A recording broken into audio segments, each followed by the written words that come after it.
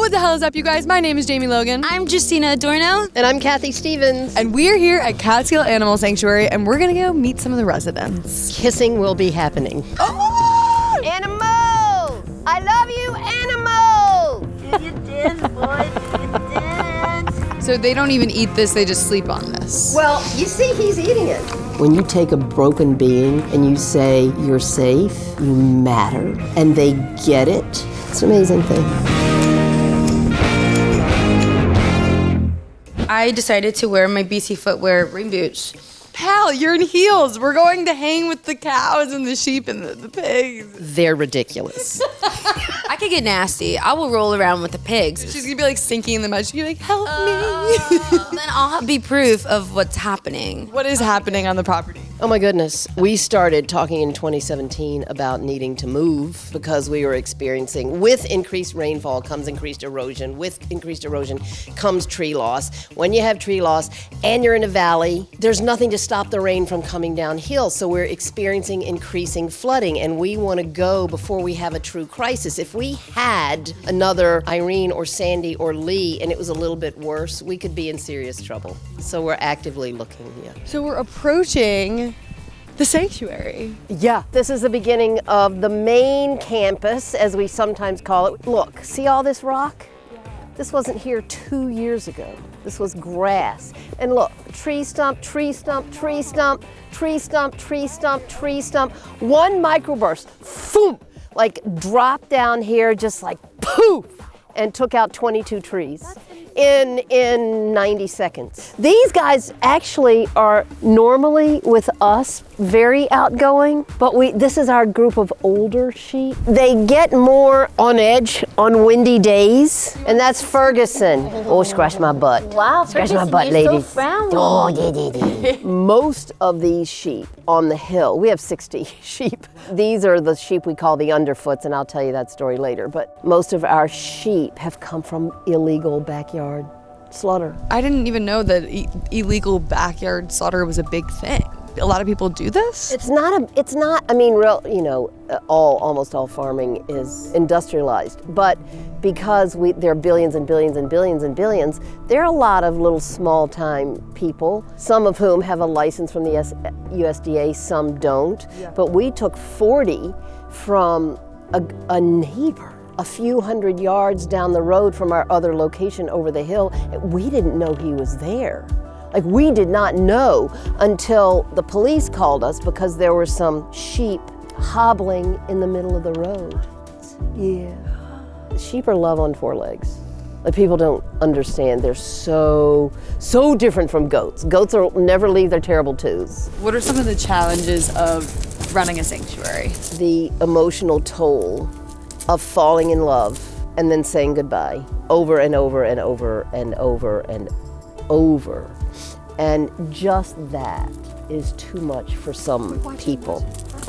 He's gonna get it, Grab the camera, Justina, grab the camera. He does not respect the personal space of objects. Not all of them are mischievous, but the ones who are mischievous for life. An animal enthusiast. Oh, Holy, I've never seen a pig so big before. What is Mario's story? Pig farmer Bob Comas, small farmer, not an industrial farm, had a couple hundred pigs, began to be haunted by how he was making a living. Sadly, he could only find sanctuaries for 8 of his 200 remaining pigs. So he had to choose which ones got to live.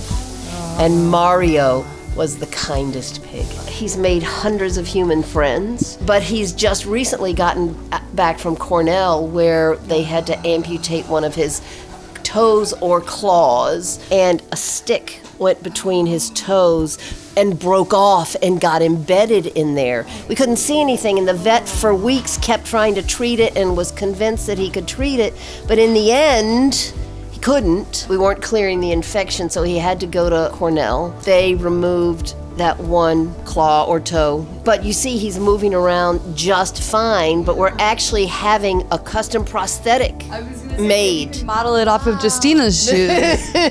He's gonna have a custom-made prosthetic that can come off at night for comfort, but will help him long-term with balance. things like that. Yeah. What even got you into veganism and then animal rescue? I've always been driven by standing up for the underdog. I was a person who defended the special needs kid in my class when everybody was making fun of her. So I looked for that, what that might look like, and I decided that I wanted to combine my love for animals with my love for teaching and learning. So we started a teaching sanctuary, and sanctuaries from around the world have come to us over the years to learn from our model. Can you tell us his rescue story? Who? Tucker? He was an extraordinary cow. He was so beloved that we had a memorial service and people came and were just sobbing. He impacted a lot of lives. He was love on four legs, this giant 6'4", but he'd come from a petting zoo situation and like so many would have been auctioned at the end of the season, at the end of the tourist season, because it's more expensive to keep them over the winter than it is just to buy a new batch of cute baby animals. So a woman and her daughter had absolutely fallen in love with him, and they bought him to save his life. And he came here when he was a little guy. He was here since he was a tiny little thing, and we had a very, very, very deep and special bond. And he died a year ago. Heart attack. Yeah. And what were some of the things that you liked to do with Tucker? Oh, just lie in the grass and kiss him. He needed people, as opposed to, a typical cow will welcome people. Cows are kind, and the expression that I think best describes them is still waters run deep. Profoundly emotional animals. But it's hard for people to read that. It's hard. You really have to know them to understand. So this is a quote from my second book, and it's something like, I believe that in all of us lies a good and pure knowing that, I'm gonna cry, that beneath outer differences of race, color, gender identity, sexuality, religion, social class, and yes, species, that we are all the same. This work is dedicated to my belief in the good and pure knowing in you. And that's the whole thing. I really am a firm believer that when people get to spend more time with these animals that they're eating mindlessly, it will eventually tear down these limiting beliefs that this is normal. It's just, we just don't have that accessibility to these cows and pigs and chickens to make that connection. How many animals? 200, but most of them are big animals. We're not a sanctuary that has, hundreds of animals, but most of them are birds. Most of our animals are sheep, goats, horses, and cows, and pigs. And they're divided up by personality as animals age. How would you categorize us? How in terms of what? What barn would you put us in? Would you be? Oh, I'd put you in the troublemaker barn for sure. Like, what do you even mean? I could see it. One of the hardest things for people who are just starting this work is to have the discipline not to go up to every animal. Not every animal wants to be approached. Right. And they learn to forgive. You find. Well, and oh my God, and Rambo. I haven't told you about Rambo. Tell us about Rambo. Crazy boy. So Rambo is one of 3 animals featured most prominently in my first book. So he was one of 17 animals who came from a hoarder. They were locked in a 12 by 12 stall. There was a decomposing cow in the stall, and he was an angry dude. We couldn't neuter him. The woman chose not to surrender her 17 animals, so we had to proceed through a court case. While the case was proceeding through court, we couldn't neuter him because he belonged to this woman. So in order for him not to impregnate everybody, we had to separate him. He would back into the corner of the stall, come to the door, boom, boom, boom. And he didn't want to be confined. He'd been locked in a stall. We won the court case. Okay. We were able to neuter him. Oh. It dawned on me, it's like, He's just screaming at us. He wants to be free. Not only does he not want to be in a stall, he doesn't want to be in a pasture. He wants to be completely free. So Rambo was our first underfooter. He started the whole underfoot crew, the whole underfoot movement, whatever you call it, the phenomenon. He would spend his day just patrolling the farm and come back and sleep in the straw. So one night I went down to the barn to check on the animals. I'll come over here. So this long barn aisle, right? And Rambo's down here, 100 feet away from me. I went from stall to stall to stall to stall, said hi to Rambo, checking on the animals. I didn't notice that the 2 turkeys who were supposed to be in there weren't in there. So I went to the end of the barn. I said, "Good night, animals." Rambo got up from his bed, walked all the way down the aisle, looked up at me and went, "Bah." And we'd never heard his voice. Aww. Rambo only talked when something was wrong.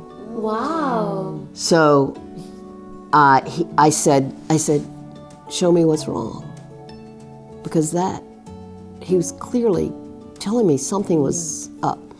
So he walked halfway down the barn aisle, he walked into that turkey stall, that empty turkey stall, and he turned around and looked at me. And that one moment changed my life because he knew they were out there. He knew they weren't supposed to be. It was a cold November sleeting night. He figured out a way to tell a human being. He knew that the human being would help, which told me he understands what this place is. And he had empathy for 2 animals of a different species who were having a pretty miserable night. Uh-huh. And that moment taught me more than I think I've ever been taught by the most brilliant professor I've ever had. He was 16 when he died. He spent the next 11 years doing what rams do in nature. Rams protect the flock, but we were all his flock. The humans were his flock, the chickens were his flock. The cows got out at night, he'd come to my window, bah, bah, bah. I mean, Rambo would have given his life to protect one of us. When you take a broken being and you say, "You're safe, you're loved, you matter," and they get it, and then they start walking around a little differently, and you feel, and then they eventually come into their own. It's a beauty, and then they'll continue to evolve throughout their lives. It's an amazing thing. So they don't even eat this, they just sleep on this. Well, you see, he's eating it. Hay and straw are probably the biggest expenses of the sanctuary, right? Hay, straw, and medical. Our vet bill is $110,000, and our medical supplies bill is, I believe, $60,000. That's a typical year when you've got aging animals. Like we have 35-year-old horses. We have a 20-year-old cow. And so things are going to happen. And if your job is to allow the animal to live its natural life, whatever the length of that life is, as long as they're enjoying a good quality of life, then you're going to have expenses in the later years. Sanctuaries are in crisis. A lot are folding. A lot are worried about their sustainability. We surveyed sanctuaries across the country. All but 2 that we talked to 45, I think, sanctuaries. All but 2 had seen a significant or future-threatening drop in giving. It's such a stressful state to be in, considering that you're just constantly giving back. I mean, that's just a huge part of having a sanctuary, is you're just constantly doing for others. So I guess, what can people that are listening to this do to help you and to also help sanctuaries? Okay, so people with financial capacity need to donate to sanctuaries. Period, the end. If people believe in this work, they need to support our work. They just do. Whether it's us or it's their local sanctuary, do your due diligence to find out if it's a good one, but then support to the extent that you're able, and if it's aligned with your values, support sanctuaries, because we're struggling. A lot of them are closing. A lot of them are on the verge of closing. And where are the animals gonna go? Where are the animals gonna go? Guys, Catskill Animal Sanctuary is doing such incredible work. They have cows, pigs, chickens, turkeys, Goats! Donate. These places need your help. So anything matters. And just go ahead and check them out and stay there. I'm at It's Jamie's Corner. I'm at Justina. And go vegan! Go vegan! Woo!